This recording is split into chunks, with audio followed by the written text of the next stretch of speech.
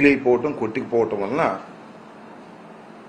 Tungabhadra reservoir నుంచి సుమారుగా 90,000 cusec వాటర్ని అనివార్యంగా కిందకి ఫ్లో అవుతా ఉన్నది దిగువకి. దీనివల్ల మన రాష్ట్రంలో కొన్ని జిల్లాలకు, అనంతపూర్ లాంటి జిల్లాలకు వరద ముప్పు ఏర్పడేటువంటి ప్రమాదం ఉన్నదనేది అందరికీ తెలిసినటువంటి విషయం. 2 జిల్లాలకు ఈ గేటు కొట్టుకుపోవటం అనేది నిర్వహణ లోపమని, అది జగన్మోహన్ రెడ్డి గారు సైడ్ ఎఫెక్ట్ అని, జగన్మోహన్ రెడ్డి గారు నిధులు సక్రమంగా కేటాయించకపోవటం వల్లనే ఈ గేట్ ఇవాళ కొట్టుకుపోయిందని మరి ఎల్లో మీడియాకు సంబంధించినటువంటి ఛానల్స్ విస్తృతంగా ప్రచారం చేస్తున్నాయి. దురదృష్టవశాత్తు ఆ విషయాన్ని ప్రజలకు అర్థమయ్యే విధంగా 2 మాటలు చెబుదామనే ఉద్దేశంతో ఈరోజు ఈ ప్రెస్ మీట్ని ఆహ్వానించడం జరిగింది. తుంగభద్ర ప్రాజెక్ట్ అనేది ఉమ్మడి ప్రాజెక్ట్. అది కర్ణాటక, ఆంధ్రప్రదేశ్, కొద్దిగా తెలంగాణ, ఈ 3 రాష్ట్రాలకి సంబంధించినటువంటి ఉమ్మడి ప్రాజెక్ట్. దీని నిర్వహణకి తుంగభద్ర బోర్డు ఉంటుంది. కర్ణాటక, మనము, దానితో పాటు సిడబ్ల్యూసి, సెంట్రల్ వాటర్ కమిషన్, వారు కూడా 3 రాష్ట్రాలకి సంబంధించినటువంటి ప్రాజెక్ట్ కాబట్టి నిర్వహణలో వారు బాధ్యత తీసుకుంటారు. చైర్మన్గా వారు ఉంటారు. ఇది దాని కన్స్ట్రక్షన్.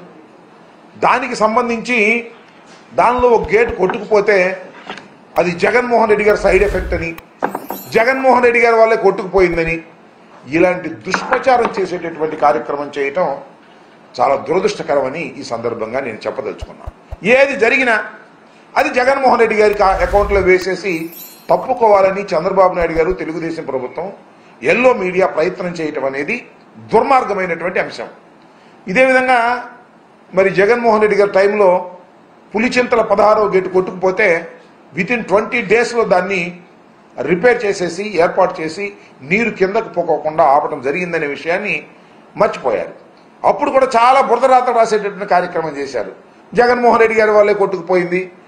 అది కొత్త ప్రాజెక్టు. వాస్తవానికి కాంట్రాక్టర్ లోపం వలన, చంద్రబాబు నాయుడు గారికి కాంట్రాక్టర్కి మధ్యన ఉన్నటువంటి లాలూచి వలన, ఫండ్స్ విషయంలో ఆయన సక్రమంగా చేయకపోవటం వలన కొట్టుకుపోతే దాన్ని రివైవ్ చేసి దాన్ని మళ్ళీ ఏర్పాటు చేయడం జరిగింది. అదేవిధంగా గుళ్ళకమ్మ గేటు కొట్టుకుపోయింది. గుళ్ళకమ్మ గేటుకు పట్టుకుపోయినా జగన్మోహన్ రెడ్డి గారు దీనికి కారణం అనేటువంటి మాట మాట్లాడారు. ఆ రోజున చెప్పాను నేను మంత్రిగా ఉన్నప్పుడు, ఈ రోజున చెప్తున్నాను, గుళ్ళకమ్మ కొట్టుకుపోవడానికి, గేటు కొట్టుకుపోవడానికి చంద్రబాబు నాయుడు గారు తన హయాంలో చేసినటువంటి అలసత్వం.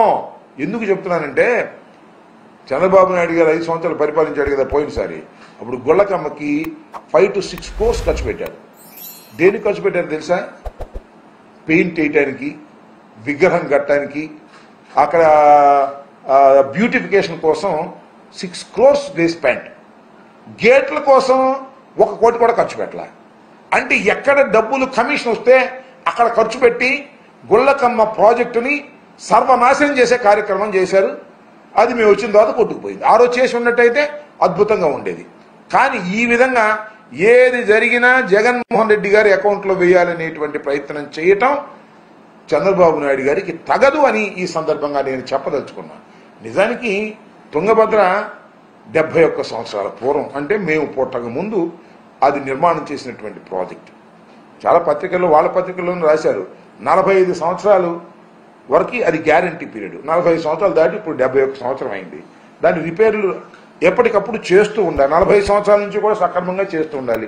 చంద్రబాబు నాయుడు గారు ఎన్ని సంవత్సరాలు పరిపాలన చేశారో మీకు తెలుసు. జగన్మోహన్ రెడ్డి గారు 5 సంవత్సరాలు పరిపాలన చేస్తే జగన్మోహన్ రెడ్డి గారు సరిగా చేయకపోవటం వల్లే పోయిందనేది ఒక ఉమ్మడి ప్రాజెక్ట్. అది కర్ణాటక, ఆంధ్రప్రదేశ్, తెలంగాణ స్మాల్ షేర్ ఉంది. మొత్తం సిడబ్ల్యూసి చూసుకుంటుంది. ఆ నిర్వహణ వేరే ఉంటుంది. ఫండ్స్ మనం కేటాయిస్తాం. అయితే మనకు కూడా కొంత అజమాయిషి ఉండే మాట వాస్తవం. దీన్ని జగన్మోహన్ రెడ్డి గారి మీద నెట్టేందుకు ప్రయత్నం చేయటం చాలా దుర్మార్గం, అన్యాయం, దురదృష్టకరమని చెప్పదలుచుకున్నాను. ఇది ఇప్పుడు అంతే. చంద్రబాబు నాయుడు గారు ఏది చేసినా జగన్మోహన్ రెడ్డి గారి వల్ల పోయింది, లేదా రాజశేఖర రెడ్డి గారి వల్ల పోయింది, నేను అద్భుతంగా చేస్తాను అనేటువంటి మాట మాట్లాడుతున్నారు. దురదృష్టం ఏంటంటే చంద్రబాబు నాయుడు గారిని అనేటువంటి వయసు నాకు లేదు. చంద్రబాబు నాయుడు గారిని అనేంత అనుభవము లాగలేదు. ఆయన చాలా అనుభవం కలిగిన వ్యక్తిగా ప్రచారం చేసుకుంటున్నారు. ఎంత దురదృష్టం అంటే పులిచింతల ప్రాజెక్టుకు సంబంధించి ఆయన ఒక మాట చెప్పాడు, నాకు చాలా ఆశ్చర్యం వేసింది, ఇప్పటికి కూడా ఆశ్చర్యం వేస్తుంది. ఏమన్నాడంటే కాఫర్ డ్యాములు లేకోకుండానే ప్రాజెక్టుని పూర్తి చేయాలని ఆలోచన మేము చేశాము అన్నాడు చంద్రబాబు నాయుడు గారు. సాక్షాత్తు చంద్రబాబు నాయుడు గారు 71 సంవత్సరాల చంద్రబాబు నాయుడు గారు 14 సంవత్సరాలు ముఖ్యమంత్రిగా ఉన్నవాడు, మళ్ళా ఇప్పుడు 5 సంవత్సరాలు ముఖ్యమంత్రిగా ఎన్నిక కాబడినవాడు, కేంద్రంలో రాష్ట్రంలో చాలా పలుకుబడి ఉంది, మేధస్సు ఉంది అని చెప్పుకునేవాడు. ఆయన ఏం చెప్పాడు ఒక డైలాగు, పోలవరం ప్రాజెక్టు కాఫర్ డ్యాముల నిర్మాణం లేకోకుండానే, మరొకసారి వినాలి, పోలవరం ప్రాజెక్టు కాఫర్ డ్యాముల నిర్మాణం లేకుండానే ప్రాజెక్టు పూర్తి చేయాలని ఆలోచన చేశాము అనేటువంటి మాట ఆయన అన్నాడంటే మరి నిజంగా ఆయనకి ఇరిగేషన్ గురించి ప్రాజెక్టుల గురించి తెలియదని అనలేదు. కానీ ఎంత అమాయకంగా మాట్లాడాడో నాకు అర్థం కాలేదు. దానికి ఏదో నేను ఈ మాట అన్నందుకు రకరకాలుగా వాళ్ళు మాట్లాడే ప్రయత్నం చేస్తున్నారు, నన్నేమో ట్రోల్ చేసే ప్రయత్నం చేస్తున్నారు. ట్రోలింగ్లకి గీలింగ్లకి నేనేం భయపడే వ్యక్తి కాదు, ఫీల్ అయ్యేటువంటి వ్యక్తిని కూడా కాదు. ఉన్నది ఉన్నట్టుగా మాట్లాడటమే నాకు తెలిసినటువంటి సత్యం. నాకు తెలియకపోతే తెలియలేదని ఒప్పుకుంటాను తప్ప తెలిసినట్టుగా చంద్రబాబు నాయుడు గారి లాగా నటించడం నాకు కుదరదు. ఇది వాస్తవం అని కూడా ఈ సందర్భంగా నేను చెప్పదలుచుకున్నాను. ఏది జరిగినా జగన్మోహన్ రెడ్డి గారు ఇవాళ పథకాలు అమలు చేయలేకపోతున్నాం, ఖజానా డబ్బులు లేవు. జగన్మోహన్ రెడ్డి గారు ఖజానా మొత్తం ఖాళీ చేశాడు. ఇది అంతకుముందు ఖజానా బాగా బ్రహ్మాండంగా ఉందనుకున్నావా? నాకు అర్థం కాల. నువ్వు వాగ్దానం ఇచ్చే రోజున ఖజానా బ్రహ్మాండంగా ఉందని అనుకున్నావా? జగన్మోహన్ రెడ్డి గారు ఏం కొత్త వాగ్దానం ఒకటి కూడా ఇవ్వలేదే. ఎందుకు ఇవ్వలేదు? He knows everything. కొత్త వాగ్దానాలు ఇస్తే చేయలేము, పాత వాగ్దానాలని నిలబెట్టుకోవాలి అనేటువంటి ఉద్దేశంతో ఒక్క కొత్త వాగ్దానం కూడా చేయలేదు. నువ్వేమో కొత్త కొత్త వాగ్దానం చేశావు. ఎంతమంది పిల్లలు ఉంటే అంతమంది పిల్లలకి ఇస్తానన్నావు. అదే స్వామి చెప్పినట్టు, జగన్మోహన్ రెడ్డి గారు చెప్పినట్టు బిర్యానీ ఇస్తానంటే బిర్యానీ కోసం ఎగబడితే ఉన్న పలావ్ పోయింది, బిర్యానీ పోయింది, ఆ సామెతగా ఉంది. ఆ అమ్మ ఒడి పోయింది, తల్లికి వందనము లేకుండా పోయింది.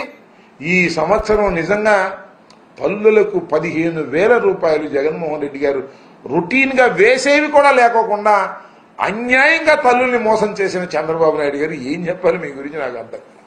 అద్భుతమైన వాగ్దానాలు చెప్పావు, అన్ని వాగ్దానాలు నెరవేరుస్తానన్నావు, సూపర్ 6 అన్నావు. అవన్నీ చూస్తుంటే భయం వేస్తుంది అంటున్నాడు. ఇచ్చింది ఆయనే, మరి భయం ఎందుకు వేస్తున్నావు నాకు అర్థం కాల. ఖజానా చూస్తే ఖాళీ అంట. అంటే కోటాను కోట్ల రూపాయలు ఖజానాలో ఉంటే నువ్వు పంచి పెడతావు. వచ్చి ఏం చెప్పావు నువ్వు? సంపద సృష్టిస్తా అన్నావు. ఏది సంపద సృష్టిస్తున్నావులే? అన్ని పథకాలు ఆపేసి ఆ సంపదను సృష్టిస్తున్నట్టుగా కనపడుతున్నాను. కాబట్టి ప్రతిదీ కూడా నీ ఫెయిల్యూర్ని ఈ 2 మాసాల పైచిలకు నువ్వు పరిపాలనలోకి వచ్చావు. ప్రతిదీ కూడా ఫెయిల్యూరు, తీవ్రమైనటువంటి వ్యతిరేకత. ఎందుకు ఓటేశాంరా బాబు అని ప్రజలు పశ్చాత్తాపడే దశకు వచ్చినటువంటి సందర్భం ఇదని ఈ సందర్భంగా నేను చెప్పదలుచుకున్నాను. ఈ రోజున మరి నిన్న జరిగినటువంటి సంఘటన దురదృష్టకరమైనటువంటి సంఘటన.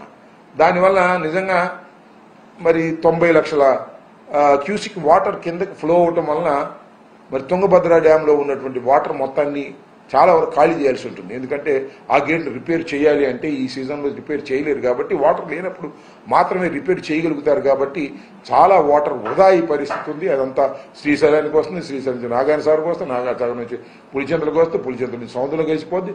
రకరకాలుగా అది వాటర్ నిల్వ ఉండాల్సిన వాటర్ అంతా కూడా వేస్ట్ అయ్యేటువంటి పరిస్థితి ఉన్నమాట వాస్తవం.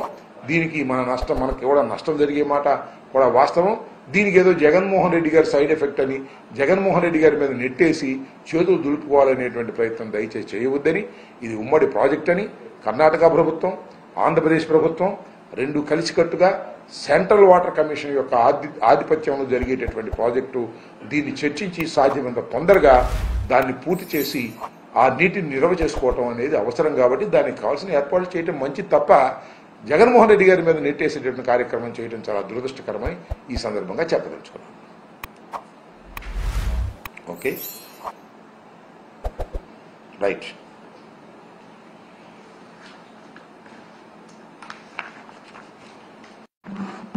స్వామి రాలేదా?